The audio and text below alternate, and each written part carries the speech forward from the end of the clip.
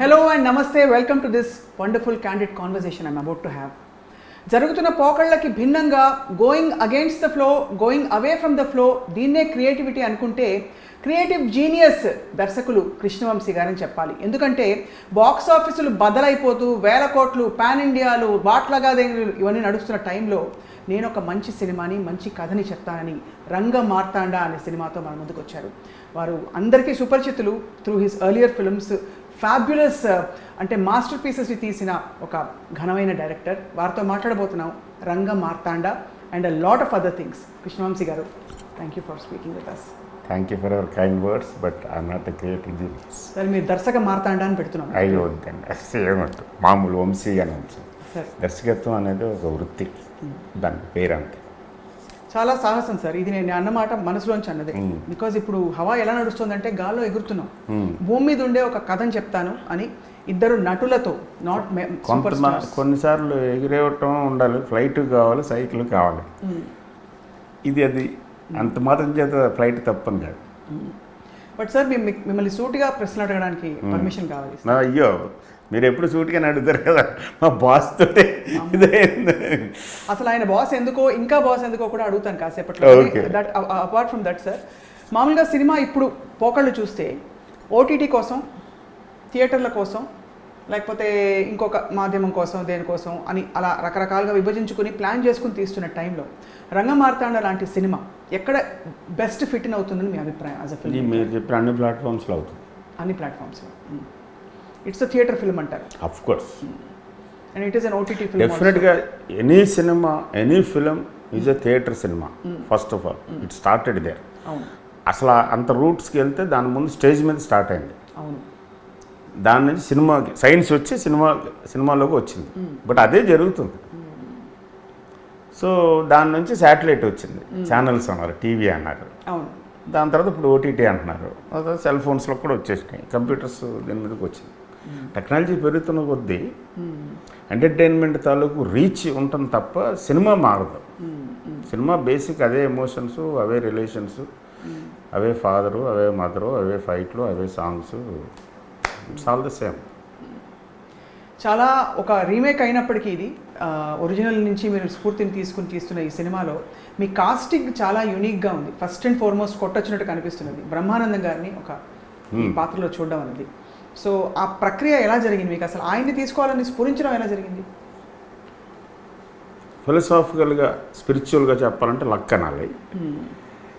Process అని అడిగితే ఇప్పుడు ఆ క్యారెక్టర్ మరాఠీ ఒరిజినల్లో నానా పాటేకర్తో పాటు గోఖలే అనే ఒక ఫంటాస్టిక్ యాక్టర్ చేశారు. ఆ గోఖలే అనే ఆయన రియల్ లైఫ్లో స్టేజ్ మీద నట్ సామ్రాట్ మెయిన్ క్యారెక్టర్ని చేస్తున్నారు ఇప్పుడు ప్రజెంట్ టైమ్స్లో. ఆయన చాలా హిందీ సినిమాలు కూడా చేశారు గోఖలే గారని. ఆయనకి ధీటుగా ఉండే క్యారెక్టర్ యాక్టర్స్, బ్రిలియంట్ యాక్టర్స్ మనకి ఉన్నారు, ఇక్కడ ఉన్నారు, తమిళ్లోనే ఉన్నారు. సో అలాంటి ఒక 4-5 పేర్లు అనుకుని వాటిని చుట్టూ తిరుగుతున్నా somewhere I was not happy. ఏంటిది కాదు, ఎవరు కావాలి, దానికి ఎవరు కావాలి. ప్లస్ ఇప్పుడు ఆ సినిమాలో ఒక డైలాగు, ప్రకాష్ని తిట్టేవాడు కావాలి. అది ఆత్మీయంగా, ఆప్యాయంగా తిట్టేవాడు కావాలి, ఒక ఫ్రెండ్లా ఉండాలి, ఆయనకంటే కొంచెం ఎల్డర్లాగా ఉండాలి, ఆ ఎల్డర్లీనెస్ రావాలి, అట్ ది సేమ్ టైం ఒక ఎఫెక్షనేట్గా ఉండాలి. ఇక్కడ తిరుగుతూ ఉంటే సడన్గా నేను ఒక క్షణక్షణంలో ఆయన మీద క్లాప్ కొట్టిన దగ్గర నుంచి బ్రహ్మానందం గారు బయట మనలాంటి వాళ్ళకి తెలుసు కదా, అప్పుడు ఆయన లిటరరీ నాలెడ్జ్ కానీ, ఆయన ఫిలాసఫీ కానీ, ఆయన నేచర్ కానీ, ఆయన డీల్ చేసే విధానం కానీ, ఆయన యాటిట్యూడ్ కానీ తక్కువ ఎక్కడో ఒకరోజు సైగ్ అయ్యారు. అవును, ఎందుకు వేయకూడదు ఈయన ఎందుకు దానికే ఆ కామెడీ దానికే పరిమితం చేశారు, మంచి యాక్టరు.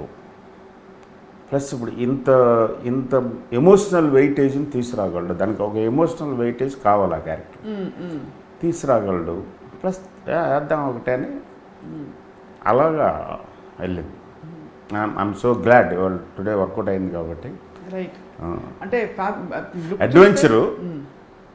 అడ్వెంచర్ వర్కౌట్ అయితే అచీవ్మెంట్ అవుతుంది, వర్కౌట్ అవ్వకపోతే యాక్సిడెంట్ అవుతుంది. లక్కీగా అచీవ్మెంట్ అని నేను అనుకుంటున్నాను. Shankar Shastri garu people will like it. Shankara Shastri garu work out అయితే శంకరాభరణం అయింది. ఇప్పుడు బ్రహ్మానందం గారు వర్కౌట్ అయితే రంగమార్తాండ అవుతుంది. Let's hope so. Sir, how was this journey Rangamarthanda cinema తీయడం? బికాజ్ అక్కడ మరాఠీ సెన్సిబిలిటీస్, మరాఠీలో మనందరికీ తెలుసు థియేటర్ ఇస్ వెరీ ఇనేట్ వాళ్ళ కల్చర్లో. మనకి సురభి నాటకం అవన్నీ ఉన్నప్పటికీ ఆ కల్చరల్ సెన్సిబిలిటీస్కి ఈ కల్చరల్ సెన్సిబిలిటీస్కి కొంచెం తేడా ఉంటుంది మనం వేసే basic heart. Swapna garu heart of Natsamrat King Lear అని షేక్స్పియరియన్ ప్లే నుంచి తీసుకున్నది యాక్చువల్గా. It's King Lear. మరాఠీలో కస్తూర్బా రాజ్ అనే ఒక Jnanpith award winner writer, famous writer. ఆయన దాన్ని అడాప్ట్ చేసి మరాఠీ స్టేజ్కి మాడిఫై చేశారు నట్ సామ్రాట్ అని. అదే 40 ఏళ్ళగా 1970s రాశారు, ఎర్లీ 70s. 40 ఏళ్ళగా 50 ఏళ్ళగా అది నాటకం కదా అక్కడ సూపర్ హిట్. చాలామంది శ్రీరామరావు గారు చేశారు, చాలామంది Marathi and Hindi character actors దాన్ని రీమేక్ చేద్దామని ట్రై చేసి ధైర్యం సరిపోక ఆగిపోయారు. నానా పటేకర్ గారు చెప్పిన మాట ఇది నాతోటి. 10 సంవత్సరాలు డిస్కషన్ జరిగిందంట, వద్దు మనం ఎందుకు దాన్ని చెడగొట్టడం. నేను ఆ నాటకాన్ని ఆడియన్స్లో కూర్చొని చూశాను. అంత బాగా లోపలికి వెళ్ళిపోయిన దాన్ని మనం చెడగొట్టద్దు, మనం ఏమాత్రం మిస్ కొట్టినా నవ్వుతారు, మనల్ని కొడతారు, వద్దు అని చాలా ఆగాను. ఫైనల్గా మహేష్ మంజ్రేకర్ డైరెక్టర్ దానికి లేదని పర్సూ చేస్తే ఫైనల్గా అయ్యింది. అది ప్రకాష్కి రెఫర్ చేశాడు నానా పటేకర్. అరే నీకు బాగుంటుందిరా చూడరా. ప్రకాష్ ద్వారా నాకు వచ్చింది. First only screen play help కోసం అని అడిగాడు. ఏదైనా ఉంటే చెప్పరా సార్, నేను చేద్దాం అనుకుంటాను, నేనే డైరెక్ట్ చేసి నేనే యాక్ట్ చేసి రైట్స్ కొన్నాను. సరే అండి, నేను చూస్తే ఒక 5-6 చోట్ల బాగా చోక్ అయింది, ఎమోషనల్ అయ్యాను, కళ్ళమ్మడి నీళ్ళు వచ్చినాయి. అలాంటి రాక్షసుడికి కూడా కళ్ళమ్మడి నీళ్ళు వచ్చినాయి అంటే ఇదేదో ఉంది ఇందులో అని అన్నాడు ప్రకాష్. నువ్వు కంపల్సరీ చెయ్యి, ఇది ఈ జనరేషన్ కావాలి.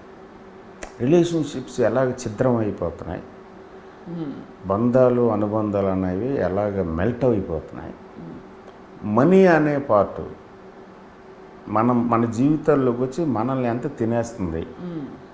ముల్లపూడి వెంకటరమణ గారు రాసినట్టు మనిషికి డబ్బు జబ్బు చేసింది అని అంటే అది మనకు తెలియకుండానే మనల్ని ఎలాగ తినేస్తుంది అనేది ఇప్పుడు జనరేషన్ కంపల్సరీ చెప్పాలి ఇది. ప్లస్ ఒక 2-3 డికేడ్స్గా ఐ థింక్ దాసనారాయణ గారు, నాగేశ్వరరావు గారు చేసిన సినిమాలు ఇలాంటి సినిమాలు తప్ప దాని తర్వాత ఒక 30 ఏళ్ళుగా గ్యాప్ ఉంది. ఒక మంచి ఫ్యామిలీ ఫిల్మ్ అవుతుంది, ప్రజెంట్ డేకి కరెక్ట్గా ఉంటుంది. నువ్వు చెయ్యి, నన్ను ఏం చేయమని నేను చేస్తాను. ఫస్ట్ ఒక వెర్షన్ చేద్దాము, ఎవరన్నా ఒక రైటర్ని పెట్టుకుని దీన్ని తెలుగులోకి తీసుకొచ్చి అసలు ఆ స్మెల్ అవన్నీ మర్చిపో, టోటల్గా ఏదైనా చేద్దాం అంటే నువ్వు చేస్తే ఈ సినిమా నేను చేస్తా, నేను ఓన్లీ యాక్టింగ్ చేస్తాను, నువ్వు బాగా డీల్ చేస్తావు, నేను అందుకనే నీతో ఇది చెయ్యరా అని. సో చెయ్యరా అన్న తర్వాత నాకు ఒక్క క్షణం ఇదేంటే వీడు చేస్తాడు అనుకుని నేను చూసి నేను అప్పుడు వేరే సినిమా అయితే చేస్తాను. సంతకం అనే your life is your signature అనే దాని మీద ప్రజెంట్ కాంటెంపరీ యంగ్స్టర్స్ కొంచెం రంగ్ దే బసంతి ఆ టైప్లో ఏదో వర్క్ చేస్తున్నాను. ప్రజెంట్ పొలిటికల్ సిస్టమ్ మీద మంచి ఖడ్గం లాంటి సినిమా. సరే ఇది అంటే అన్న దాంట్లో ఉన్నాను, ఆ మైండ్ సెట్లో ఉంది నాకు. సడన్గా ఈ మాట అంటాడు, సరే అయితే నాకు 2 days time, let me see it whether it fits to my sensibilities and our sensibilities, మన తెలుగు అని. Then again I saw it twice. చూసి ఇందులో మనకు కావాల్సిన ఎలిమెంట్స్ ఉన్నాయి లేదా తీసుకురావచ్చు అని ఇది అప్పుడు ప్రకాష్ చెప్తే ఒరిజినల్ని మర్చిపో, టోటల్గా I will rewrite the whole thing with our nativity and our heart తీసుకుని చాలా సీన్స్ రీవర్క్ చేసి ఓన్లీ ఆ ఎలిమెంట్స్ కోర్ని మాత్రం తీసుకున్నాం ఎగ్జాక్ట్గా. తప్ప మిగతాదంతా మార్చేసి కాంటెంపరైజ్ చేసి ప్లస్ మ్యూజికలైజ్ చేసి మ్యూజిక్ని తీసుకొచ్చి లాట్ ఆఫ్ ఎనర్జీని తీసుకొచ్చి సో అలాగా అలా రంగమార్తాండ తయారైంది. అసలు వెరీ మీరు- ఫుల్ఫిల్లింగ్ ఎక్స్పీరియన్స్. మీరు నాట్ వితౌట్ మై డాటర్ని నేటివైజ్ చేసినప్పుడు అంతఃపురం లాంటి ఒక కరడు కట్టిన రాయలసీమ సినిమా తీసినప్పుడు మరాఠీలో వచ్చిన ఈ సినిమాని మీరు నేటివైజ్ చేశారంటే ఆబ్వియస్లీ అదే ప్యూర్లీ యాక్సిడెంటల్ చెప్తున్నాను. Sometimes it just happens. Films Satya గురించి రాము గారు చెప్తారు బాబు, మన ఇంటర్వ్యూలో కూడా చెప్పినట్టున్నారు.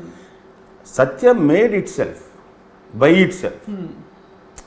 అండ్ సత్య అది అలాగా the film always will use the people to make it happy. అది నాకు పూర్తిగా స్వానుభవం అయింది. మురారి లాంటి సినిమా కానీ, ఖడ్గం లాంటి సినిమా కానీ, అంతఃపురం లాంటి సినిమా కానీ, ఇప్పుడు రంగమార్తాండ కానీ, ఇట్ హ్యాపెన్స్. ఆ టైంకి వస్తుంది అంతే, అలాగా అదృష్టం అంతే. మనం రిసెప్టివ్గా ఉండాలి.